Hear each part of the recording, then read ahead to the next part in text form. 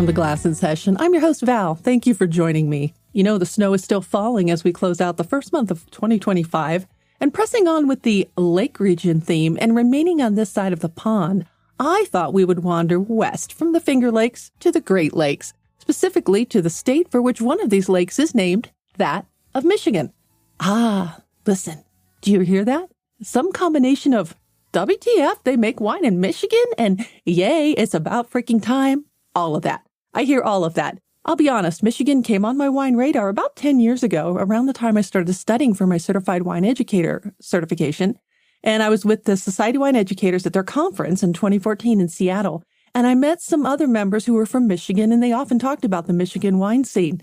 Yet here I am a decade later. I don't think I've tried any yet. And to be honest, I never got excited about it, but I am, as a perpetual learner, Michigan wine curious. And as with every episode I do, sometimes when I start exploring the subject more, it makes me a little bit thirstier for that area. So I gained a lot of knowledge about the Michigan wine regions and the grapes and the styles of wines. And in fact, just a few weeks ago, I was out to dinner with a woman who could not stop raving about the Michigan wine and the cider.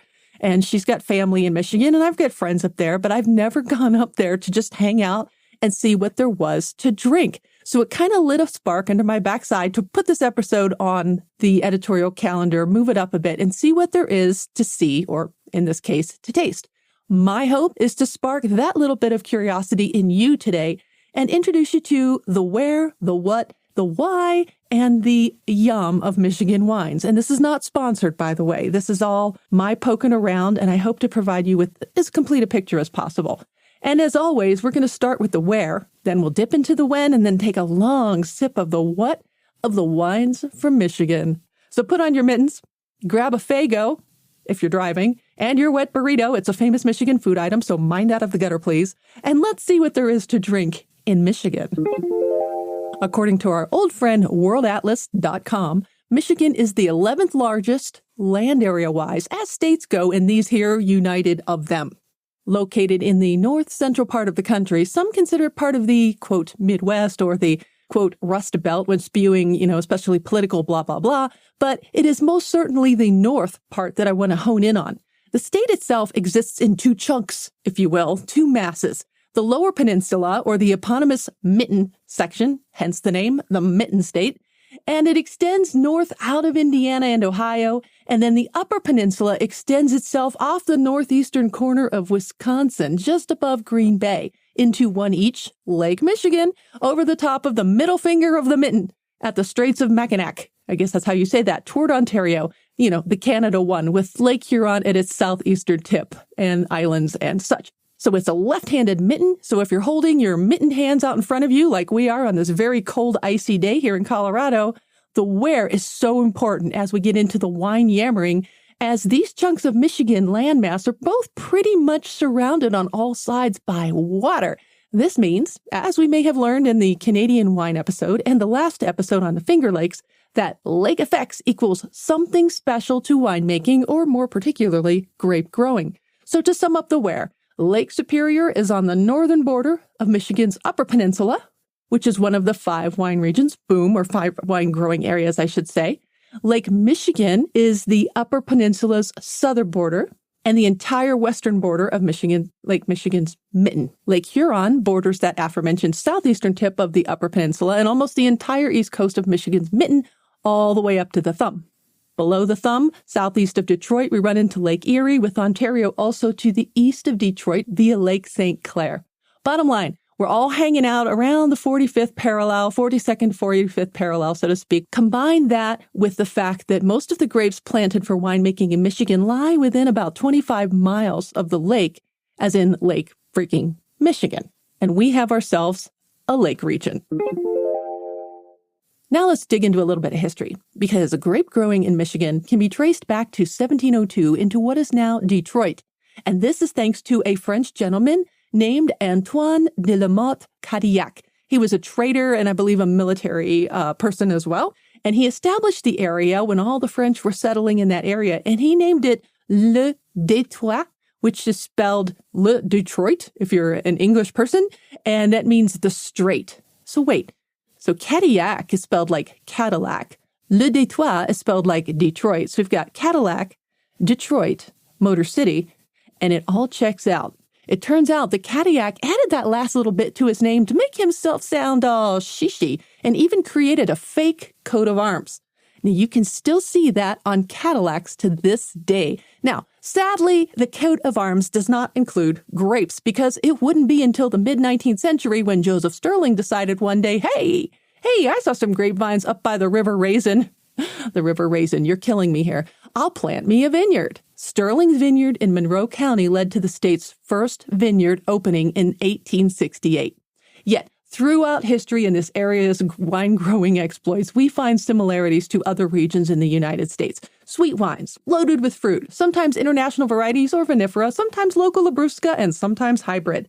And like many other regions, around the 1970s, winemakers in the United States were starting to take notice of what they could do with dry vinifera-based styles, a la France, for example. Wineries in the Traverse Bay area, as well as Southwest Michigan, were key in focusing on those vinifera wines and trying to bring the wine culture forward to what we see today.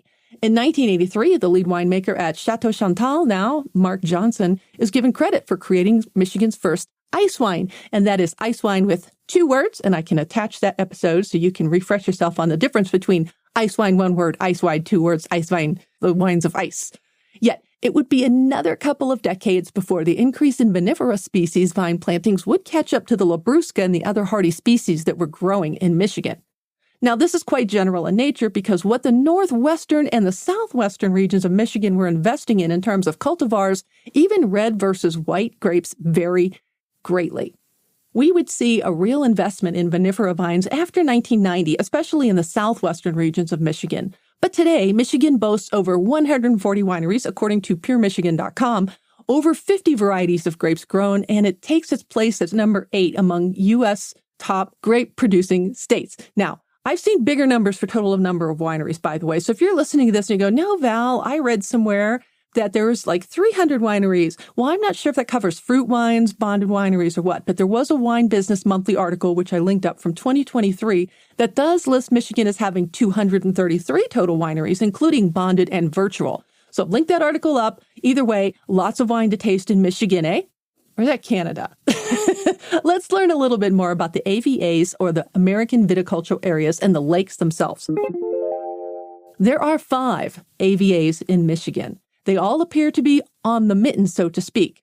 So if we start further south at the bottom or the western tip of the mitten, the left-handed mitten, we find the Lake Michigan Shore AVA. I'll let you figure out which lake it's next to. Yeah, duh. It was established in 1983. According to the TTB, or the Alcohol and Tobacco Tax and Trade Bureau, one of the features of this AVA is the lake effects that we're talking about this whole season. With such a large body of water, after all, Lake Michigan is one of our Great Lakes, so great that the water helps vines survive by countering the continental climate extremes in the winter and the summer. This way, if the vines bud later, thank you, cool spring, Lake Michigan air, and gentle glacial hills, then there's less chance of them being subjected to those evil late spring frosts that can devastate a vineyard. As for that other lake effect that we hear so much about these days, i.e. lake effect snow, it helps to further insulate the vines to keep them from damaging cold weather extremes. As for the grapes, Pinot Grigio does very well here, while reds like the Bordeaux varieties, you're talking Cabernet Sauvignon, Cabernet Franc, and the Merlot. The Rhone's own Syrah also makes some lovely full-bodied reds here. Tucked into the northwest corner of the Lake Michigan Shore AVA, so it's inside that AVA, but it's also on the shore, is the teeny tiny Fenville AVA. This was the first one approved for Michigan in 1981 and the third one approved in the whole United States. How cool is that? It also has the benefit of year-round moderation thanks to Lake Michigan, so much so that they can usually harvest earlier, sometimes up to 3 weeks before the 3 AVAs north of here. Yet cool climate grapes like Riesling and Pinot Noir grow very well here, and you can find some sparkling wines being made as well as terroir-driven Cabernet Franc, Chardonnay, and even Blau Frankish. At the top of the left pinky finger part of the mitten, aka northwestern lower Michigan, is the Leelanau Peninsula AVA. It was established in 1982, and it not only scores the lake effects benefits from Lake Michigan, Lake Leelanau, and the Grand Traverse Bay help in moderating the temperature extremes here as well. White wine styles are the specialty here, known for their crisp acidity. Riesling, Pinot Grigio, Pinot Blanc, as well as reds from Gamay Noir, and sparkling wine styles with Pinot Noir are notable. And speaking of that Grand Traverse Bay, there's a teeny tiny little peninsula poking out where the ring finger would be on the mitten, sitting across said bay from the aforementioned Leelanau Peninsula. This is the Old Mission Peninsula AVA. These two peninsula-situated wine regions are where we find more than one half of Michigan's wine grapes. Established in 1987, it also benefits from the lake effects by holding off spring, extending fall, and then also helping to stave off the damage that might otherwise be detrimental to vines in the winter. This allows grapes like Pinot Noir and Chardonnay to thrive here, along with the cool climate varieties like Riesling, always present, and Pinot Blanc. You'll find a variety of styles of wines here, including sparkling wines. The fifth AVA is aptly named the tip of the mitt AVA, right at the top of the mitten, the part you grab with your mouth when you're pulling off your mittens. Some do, anyway. This AVA was just approved in 2016 and is positioned so that the growing season is not only longer, thank you lake effects, but also there is less frost risk. Additionally, this region's sandy soils tend to warm up quicker, giving us a shot at some better quality vines that may not do well in other regions. Now, just because I didn't talk about the Upper Peninsula does not mean there aren't wineries there or grapes grown there. They are pretty much all over the state, including, like I said, that Upper Peninsula, the northeastern and southeastern Lower Peninsula, aka the east of the mitten's middle finger and the part where the thumb and the heel of the hand would be, respectively. There aren't any AVAs there, but that doesn't mean you can't get wine made there. So let's put a bow on this. To sum it up, all styles of wine are found in Michigan: dry, sweet, sparkling, ice wines, even fruit wines from things that, well, aren't grapes, if that's what you dig.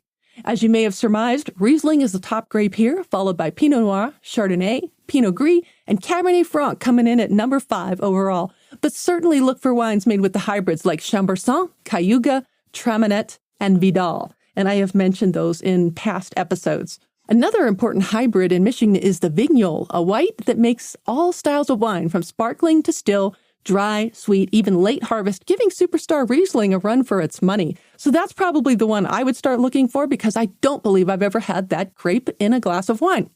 I should note that Michigan also makes some great ciders, and they do have a fruit wine culture, as I mentioned, such as cherries and berries, and they are prized produce in this state.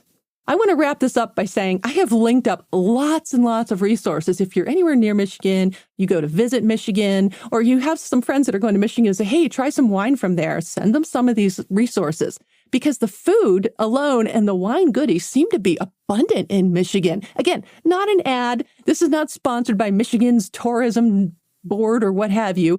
This is just a curious cork dork wanting to know what's the deal with wine regions and lakes, and Michigan sure as heck fits that bill. And I thank you for clicking play. I really do value this precious spot in your download feed. There are so many podcasts out there and lots of wine podcasts, and you could be listening to those, and I hope you are. But if you're enjoying this one, I would love for you to share this episode or any of the other weirder ones you think others would enjoy. And you can always reach out to me via email. Email me at val@glassandsession.com or val@vinowithval.com. Or on the socials, pick your poison. Blue Sky, Glass in Session. Vino with Val is on Threads and Instagram. You'll see Glass in Session in my bio. I'm on Spoutable, Glass in Session, and I'm Vino with Val on Pinterest.